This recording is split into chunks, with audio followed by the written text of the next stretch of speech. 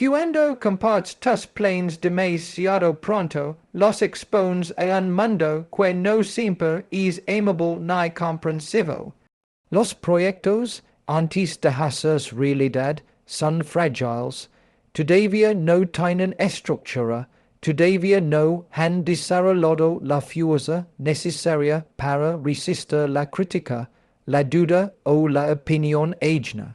En ese estado inicial, cualquier comentario negativo puede sembrar inseguridad, cualquier gesto de escepticismo puede hacer dudar de ti mismo. No es que las personas siempre tengan malas intenciones, pero muchos hablan de sus propios miedos, desde sus fracasos no resueltos o desde sus límites personales, y sin darse cuenta terminan contaminando lo que apenas estaba naciendo en ti. La mente necesita cómo para crear, y esa cómo se rompe cuando te ves obligado a explicar, justificar o defender algo que o no existe. Cada vez que cuentas un plan, lo sumas a un juicio externo antes de haberlo consolidado internamente. Entonces aparece la ansiedad, empiezas a preguntar si será posible, si estás exagerando, si no, estás siendo ingenuo. Poco a poco, el entusiasmo inicial se transforma en presión, y la ilusión se vuelve una carga. Guardar silencio no es desconfianza, es inteligencia emocional, es entender que hay procesos que requieren intimidad psicológica. Además, cuando hablas demasiado de tus planes, creas expectativas en los demás. Sin querer, te colocas bajo una lupa social que te exige resultados, tiempos y explications. Si avanzas lento, te sientes observado. Si cambias de idea, te sientes juzgado. Esa presión externa roba paz mental porque ya no trabajas solo para ti, sino para cumplir con una imagen que otros se formaron. El silencio, en cambio, te da libertad, te permite avanzar a tu ritmo, equivocar sin espectadores y corregir sin sentir vergüenza. También existe un aspecto más sutil. No todo el mundo celebra tus sueños.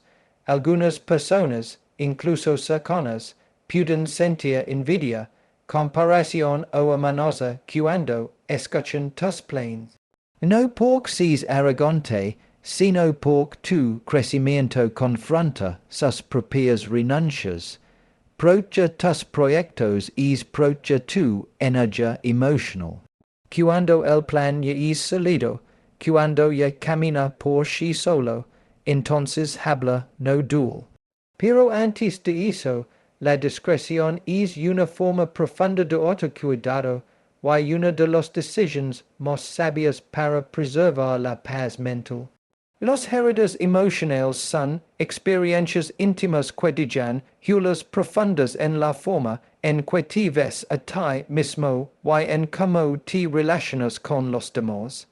Cuando los expones sin cuidado, corres el riesgo de que son malinterpretadas, minimizadas o incluso usadas en tu contra.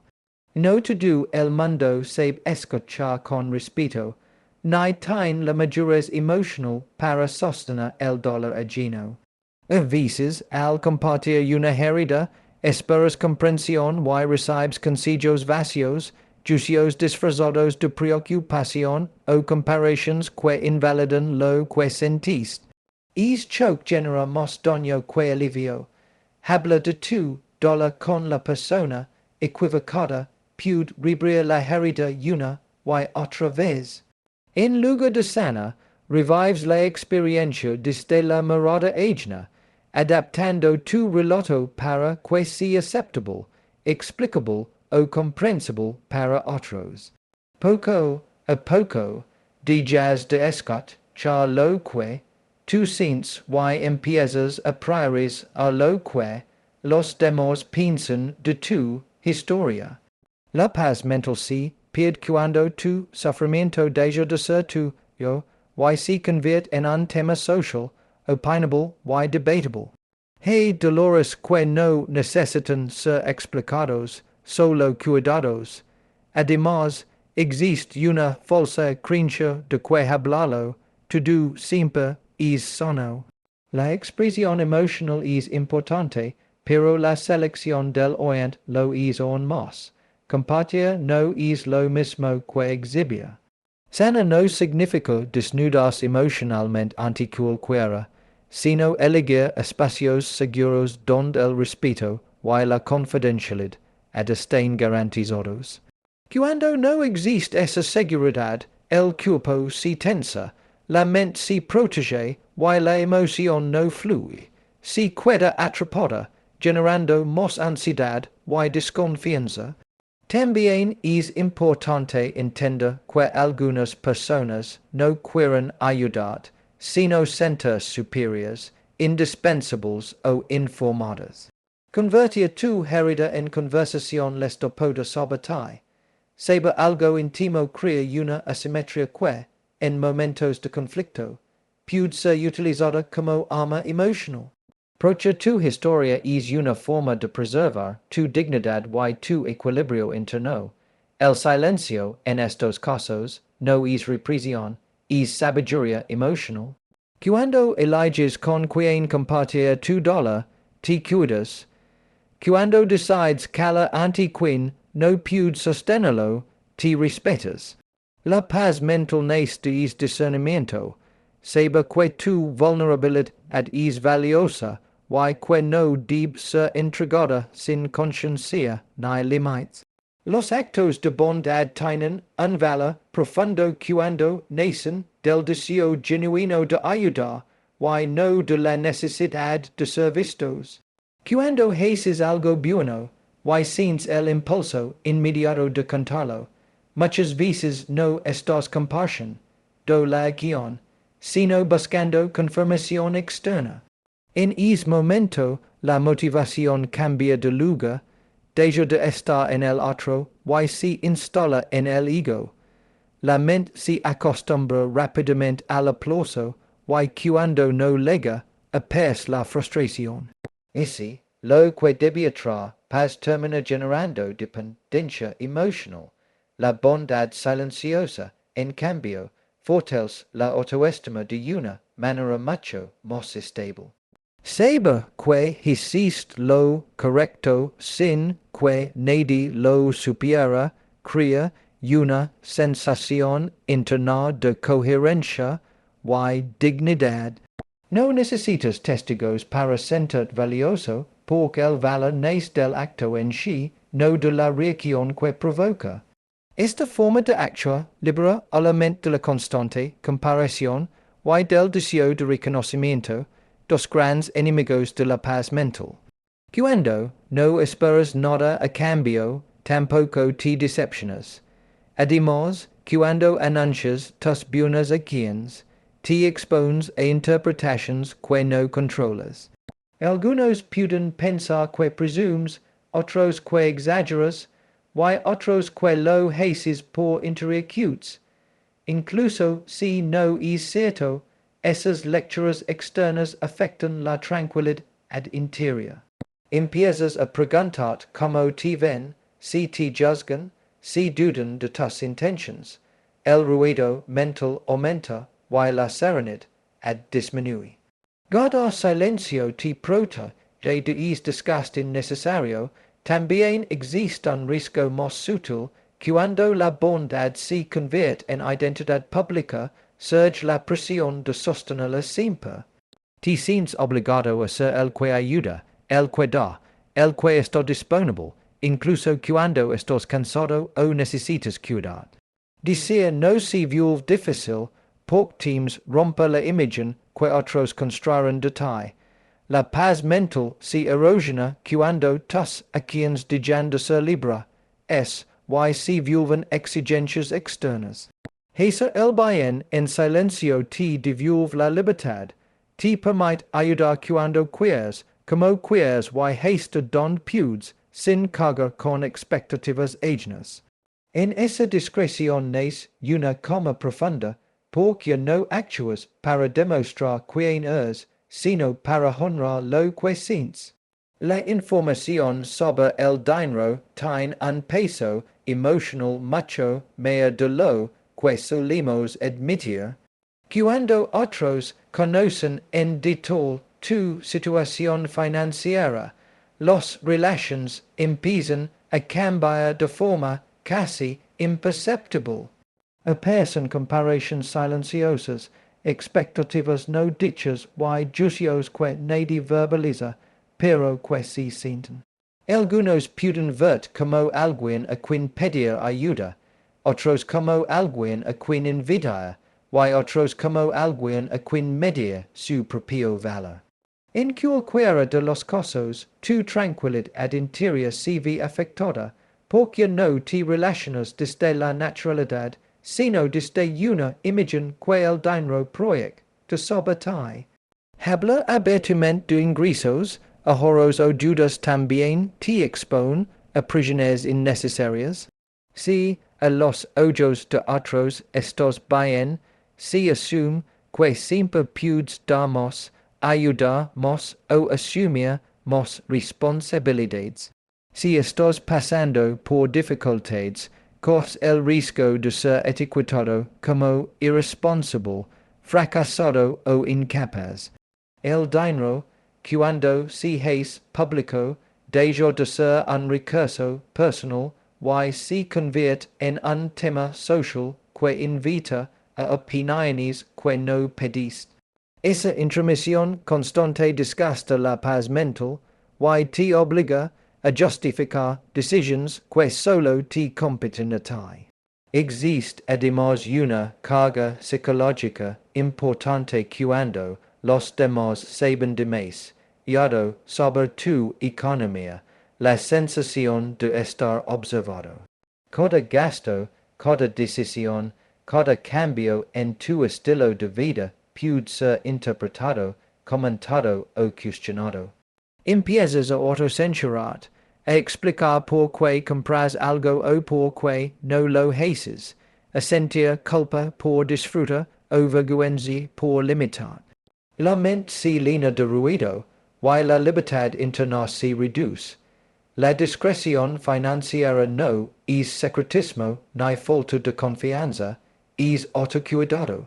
Significa entender que tu relación con el dinero forma parte de tu intimidad y de tu proceso personal.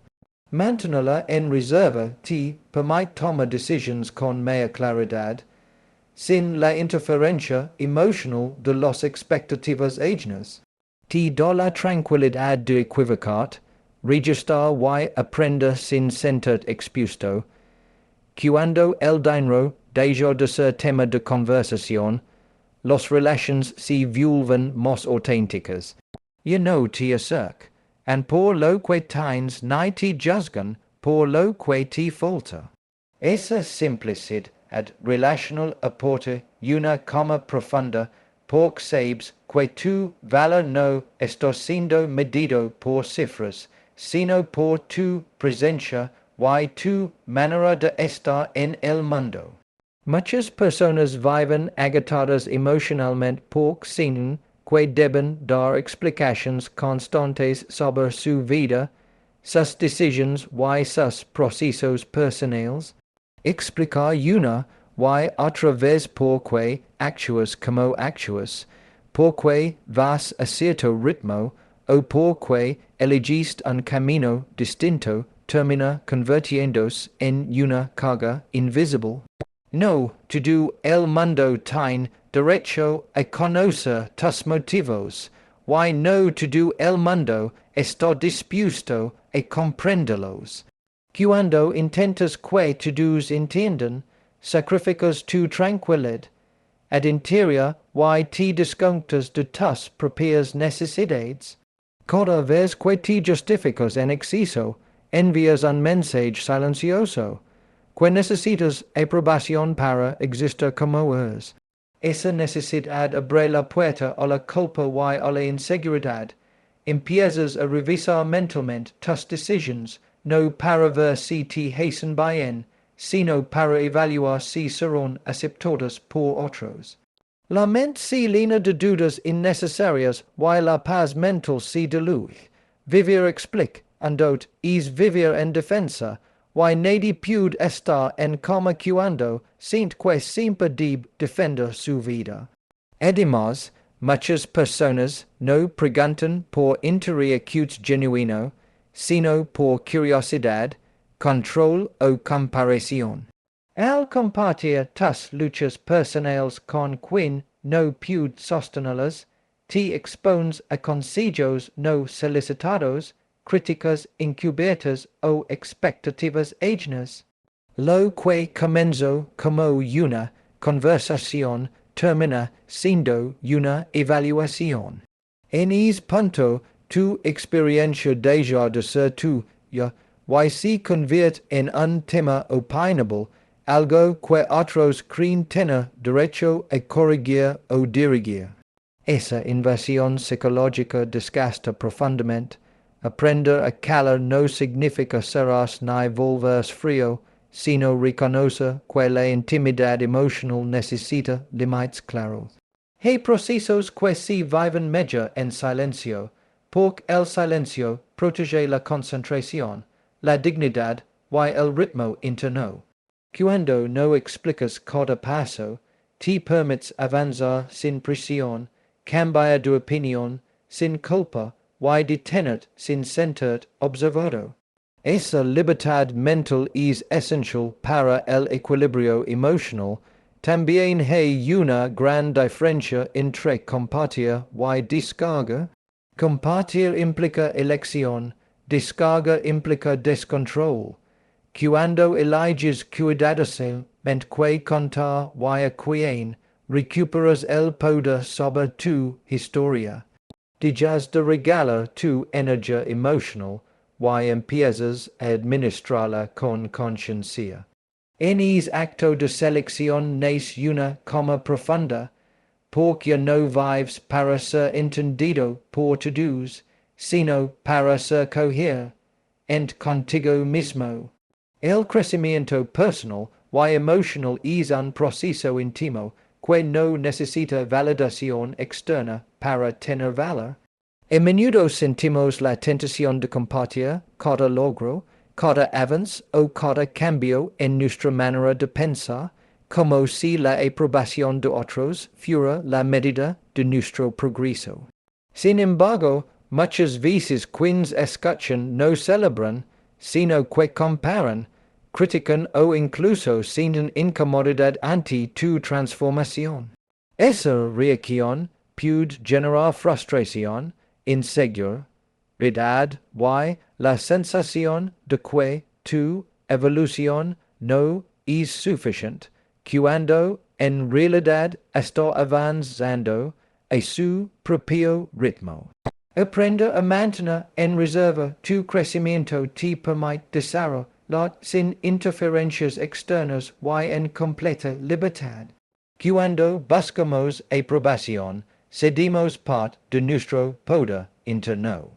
Cada elogio o crítica se convierte en un marcador de nuestra autoestima y nuestra percepción de éxito deja de depender de nosotros mismos. Esto crea una dependencia emocional que merma la paz mental, porque empiezas a vivir pendiente de lo que otros piensan, en lugar de enfocarte en cómo te sientes y en lo que realmente quieres. El verdadero crecimiento surge de la coherencia interna, no de la opinión externa, y solo se mantiene sólido cuando se construye lejos de la mirada ajena. Exponer tu transformación también puede generar resistencia en quienes te rodean. Algunas personas se sienten amenazadas o incómodas cuando ven cambios que desafían su propia zona de confort. Intentaron minimizar tus avances, cuestionar tus decisiones o incluso sabotar tu proceso de manera sutil. Compartir demasiado tu crecimiento les da acceso a influir en él, mientras que mantenerlo reservado protege tu integridad emocional y te permite evolucionar sin interruptions. El silencio consciente sobre tu desarrollo no significa ocultarlo, sino elegir el momento, y el lugar adecuados para compartirlo, si es que decides hacerlo. Te permite integrar aprendizaje, reflexión, sobre tu experiencia, y consolidar hábitos sin la presión de demostrar nada a nadie. Cada paso que das en privado fortalece tu autoconfianza y te enseña que tu valor no depende de ser reconocido, sino de ser fiel a ti mismo. Al final, la paz mental se construye. Cuando comprendemos que nuestro crecimiento es un tesoro personal. No requiere testigos, ni aplausos, ni validación constante. Mantenerlo en reserva nos permite florecer desde la autenticidad y la serenidad, libres del juicio ajeno y en armonía con nuestra propia evolución.